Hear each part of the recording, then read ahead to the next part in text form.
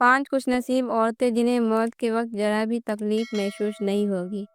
بسم اللہ الرحمن الرحیم۔ حضرت عثمان غنی رضی اللہ تعالیٰ عنہ فرماتے ہیں 5 قسم کے لوگ ایسے ہوتے ہیں جنہیں موت کی سختی نہیں ستاتی بلکہ ان کی روح آسانی کے ساتھ نکلتی ہے۔ جب ان سے پوچھا گیا کہ وہ کون لوگ ہیں تو آپ نے فرمایا پہلا خوش نصیب انسان وہ ہے جو ماں باپ کے انتقال کے بعد بہنوں کو ان کی وراثت کا حق بغیر کسی جھگڑے دیر اور ٹال مٹول کے دے دیتا ہے۔ یاد رکھیے بعض بہنیں چپ چاپ انتظار کرتی رہتی ہے، ان کے بچے بھوک سے بلکتے ہیں، وہ سر کے مارے زبان نہیں کھولتی، اور ادھر بھائی ترکہ پر قبضہ کر کے یہ سوچتا ہے کہ یہ سب کچھ میرا ہے۔ لیکن بھائیوں، اسلام میں بیٹی کو بھی حق ہے اور ماں باپ کی وراثت میں بہن کا بھی حصہ ہے جس طرح بیٹے کو ملتا ہے۔ اگر کوئی بھائی اپنی بہن کا حق دبا لیتا ہے تو یہ ظلم ہے، گناہ ہے، اور قیامت کے دن اس کا حساب بہت سخت ہوگا۔ بہنوں کو ان کا حق دنیا میں ہی دے دو ورنہ آخرت میں دینا پڑے گا۔ حضرت انس رضی اللہ تعالیٰ عنہ فرماتے ہیں کہ رسول اللہ صلی اللہ علیہ وآلہ وسلم نے ارشاد فرمایا جو شخص کسی وارث کا میراثی حق مارے گا اللہ تعالیٰ قیامت کے دن اس کی جنت کا حصہ کاٹ لے گا۔ یعنی اگر تم نے اپنی بہن کو اس کا شرعی حق نہیں دیا تو اللہ تمہیں جنت سے محروم کر دے گا۔ لہٰذا جو بھائی اپنی بہنوں کو ان کا وراثتی حصہ بروقت اور خوش دلی سے دے دیتے ہیں ان کی روح موت کے وقت بہت آسانی سے نکلتی ہے، انہیں موت کی سختیاں نہیں ستاتی۔ ایک مرتبہ ایک عورت کا بھائی وفات پا گیا۔ جب جنازہ قبرستان جانے لگا تو وہ عورت بہت اصرار کرنے لگی مجھے بھی قبرستان لے چلو، میں اپنے بھائی کی قبر پر جانا چاہتی ہوں۔ بہت اصرار کے بعد اسے لے جایا گیا، قبر تیار تھی، بھائی کی تدفین ہوئی، اور جب دعا کا وقت آیا تو وہ بہن سب کے سامنے آسمان کی طرف ہاتھ اٹھا کر رونے لگی۔ اس کا دل ٹوٹ چکا تھا، آنکھوں سے آنسو مسلسل بہہ رہے تھے۔ پھر اس نے ایک ایسی دعا کی کہ قبرستان میں موجود سب لوگوں کے سوئے ہوئے ضمیر جاگ اٹھے۔ اے میرے رب، اے انصاف کرنے والے رب، آج میرے ساتھ انصاف کر دے، جیسے میرے بھائی نے مجھے ماں باپ کی وراثت سے دور رکھا تو بھی اسے اپنی رحمت سے دور کر دے۔ میرے بچے خاکوں سے ملکتے رہے لیکن اس ظالم کو میرے بچوں پر ذرا بھی ترس نہ آیا۔ میں اپنے بچوں کو حرام جانور کا گوشت کھلانے پر مجبور ہو گئی۔ میرے بچوں نے بڑی ہی غربت کی زندگی گزاری ہے، جبکہ میرے اس ظالم بھائی کو کبھی بھی حیا نہ آئی، کبھی بھی رحم نہ آیا کہ میں اپنی بہنوں کی وراثت جو ان کا حق ہے وہ ادا کروں۔ اے میرے مالک، تو آج انصاف کر دے، اور جس طرح اس نے مجھے میری وراثت کے حق سے دور رکھا ہے اسی طرح تو بھی اسے اپنی رحمت سے دور کر دے۔ تو ناظرین، صرف ایک لمحے کے لیے دل پر ہاتھ رکھ کر یہ سوچو کہ جب تم اپنی بہنوں کو ان کی وراثت کا حق ادا نہیں کرو گے تو کیا تمہاری بہنیں تمہارے لیے مغفرت کی دعائیں کرے گی یا جہنم کی بد دعائیں کریں گی؟ بہن کے لیے ظالم بن کر مت مرو یا مظلوم بن کر۔ ناظرین، بہن کا حق کھانا ایسا ہے جیسے خنزیر کا گوشت کھانا۔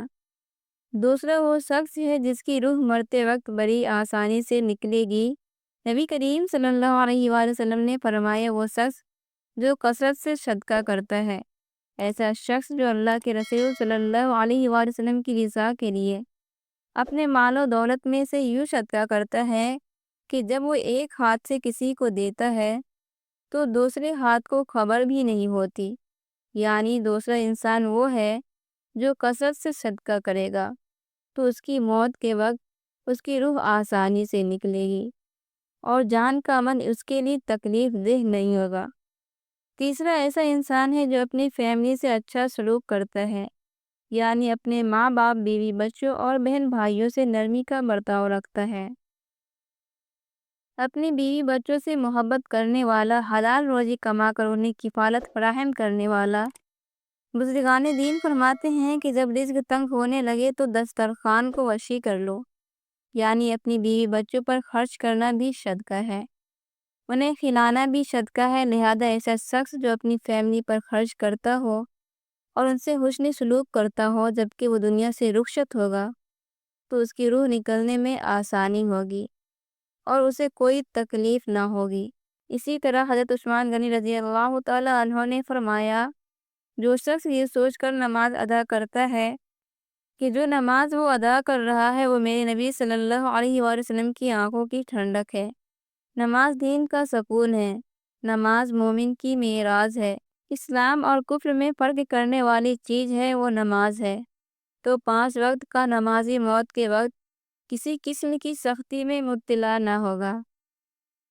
پھر فرمایا، 5واں وہ شخص جو قرآن کی تلاوت کرتا ہو، یعنی خود بھی قرآن پڑھتا ہو اور دوسروں کو بھی قرآن سکھاتا ہو۔ پھر فرمایا، راتوں کو تنہائی میں اٹھ اٹھ کر قرآن پڑھا کرو اور قرآن پڑھتے وقت رویا کرو۔ فرمایا، اگر رونا نہ آئے تو رونے کی کوشش کیا کرو۔ حضرت علی حضوری رحمۃ اللہ علیہ سے پوچھا گیا کہ اگر رونے کی کوشش کرے اور پھر بھی رونا نہ آئے تو پھر کیا کرے؟ تو فرمایا، پھر اپنے مقدر پر رویا کرو کہ تم اتنے سنگین ہو گئے ہو کہ تمہاری آنکھوں سے آنسو بھی نہیں بہتے۔ حضرت عائشہ صدیقہ رضی اللہ تعالی عنہا فرماتی ہیں کہ جب سے میں نے اللہ کے رسول صلی اللہ علیہ وآلہ وسلم کو موت کے وقت کی سختی کا منظر دیکھا ہے، تب سے کسی کی آسان موت پر خوش نہیں ہوتی اور نہ ہی آسان موت کی دعا مانگتی ہوں، کیونکہ میں جان چکی ہوں کہ نہ موت کی سختی مرنے والے کے برے انجام کی دلیل ہے اور نہ ہی آسان موت کسی عزت یا فضیلت کی علامت ہے۔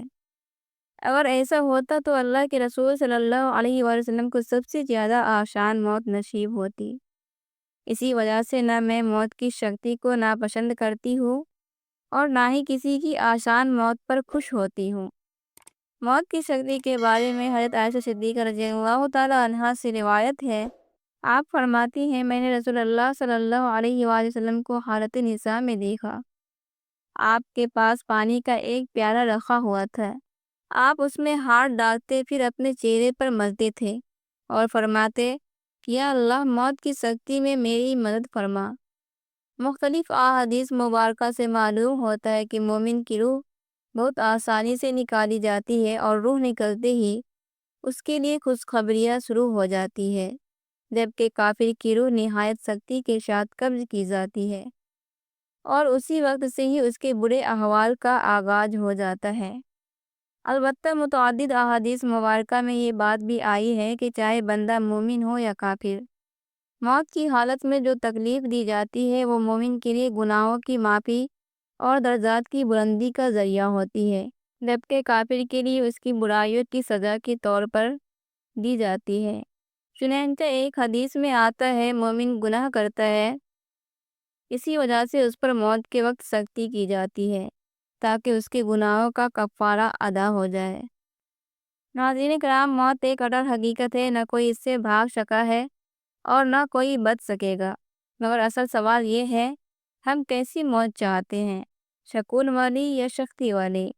تو آئیے ہم ابھی سے توبہ کریں، حقوق العباد ادا کریں، ماں باپ، بہن بھائی، بیوی بچوں کے ساتھ حسن سلوک کریں، قرآن سے تعلق مضبوط کریں، نماز کو اپنی زندگی کا حصہ بنائیے اور صدقہ و خیرات سے اپنے اعمال سنواریں۔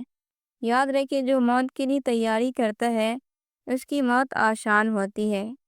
اگر آپ کو یہ ویڈیو دل سے لگی ہو تو دوسروں تک بھی ضرور پہنچائیے تاکہ کوئی اور بھی سنبھل جائے اور یہ صدقہ جاریہ بن جائے انشاءاللہ۔